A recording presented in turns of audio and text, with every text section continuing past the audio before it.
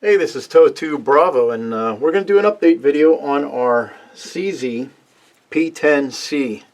Now, I am 500 rounds into this pistol, and the more that I shoot it, the more I do like it. In the beginning, I bought this at the same time I bought my Glock 19 Gen 5, and for me, the Gen 5 Glock really appealed to me, and it kind of overrode the CZ, and I kind of put this away in the safe, and I really haven't put a whole lot of ammo through it. I am up to 500 rounds, like I said. Now, one of the things that I first experienced was I have medium-sized hands, and I was shooting this with the small backstrap, and for me, that one of the things that I did not like was there was a lot of play in the grip of the weapon. So what I did was I put the medium backstrap on there, and that has solved everything.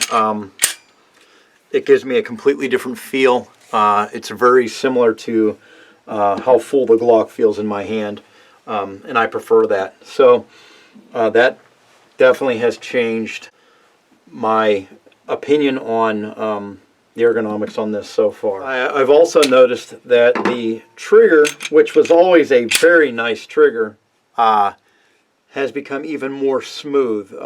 Early on there was just a little bit of a drag that I felt. I no longer feel that. It's a very smooth take back and a break.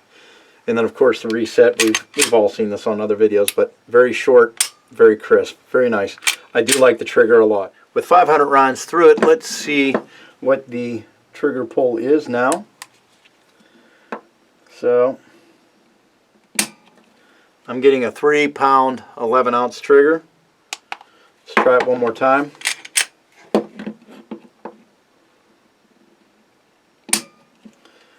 Again, 3-pound, 11-ounce trigger.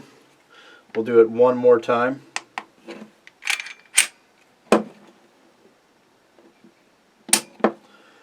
3-pound, 3-ounce trigger. That was 3 trigger pulls for an average of 3 pounds, 7 ounces. Alright, now that we've discussed the trigger pull and where we're at, let's go ahead and take a look at a couple things that if you're going to purchase one of these CZs, and be aware of.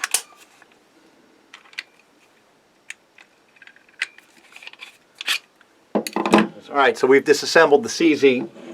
Now let's point out a few things that you should be aware of. Now, the rear plate right here, I've seen where some folks have had some issues or some problems where during the firing of the weapon, this plate right here will slowly drift on, and then when the slide is going back into battery, these tits here will catch on the back of the frame and keep the weapon from going back into battery. I haven't experienced that yet with my 500 rounds, but from what I understand, the fix to this that CZ will do if you send this back to the factory is, and I don't know if you can see it, but let's focus. This particular tit right here is cut at an angle. Let's see here. 1, 2, and 3. These two are cut at a 90-degree angle, and this one is at a 45-degree angle. And from what I understand, the fix that CZ will do for you, or they will give you a different backplate, I'm not sure, please don't quote me on that, but from what I understand, the fix is that these two tits here would be cut at a 45-degree angle to match this center one.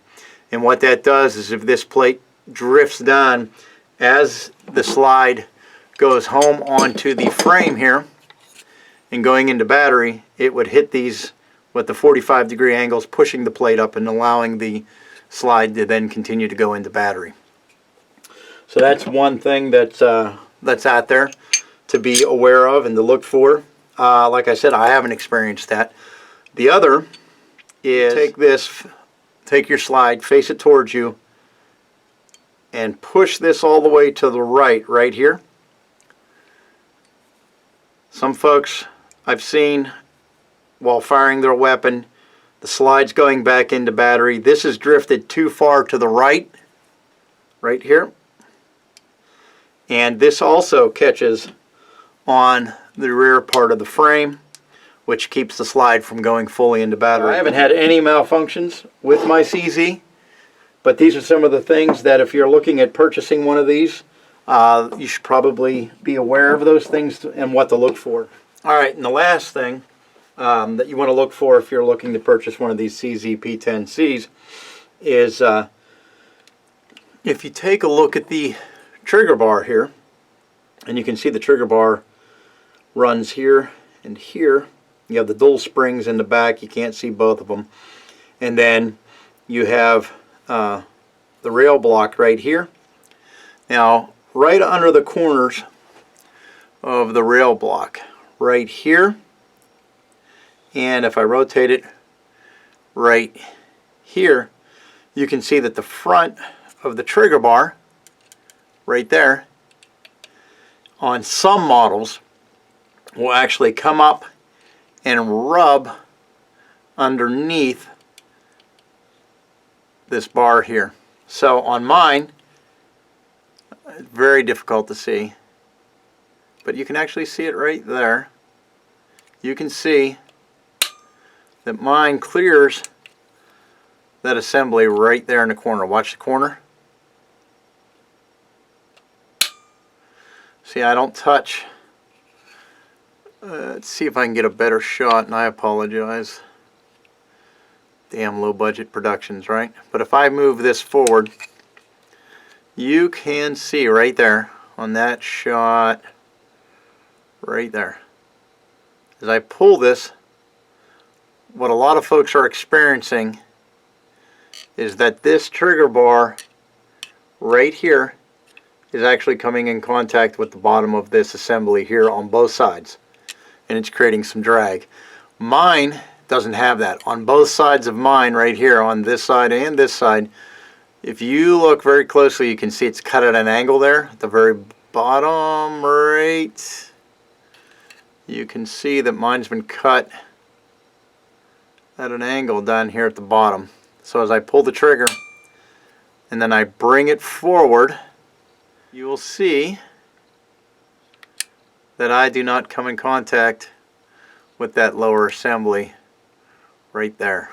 So I'll pull the trigger again,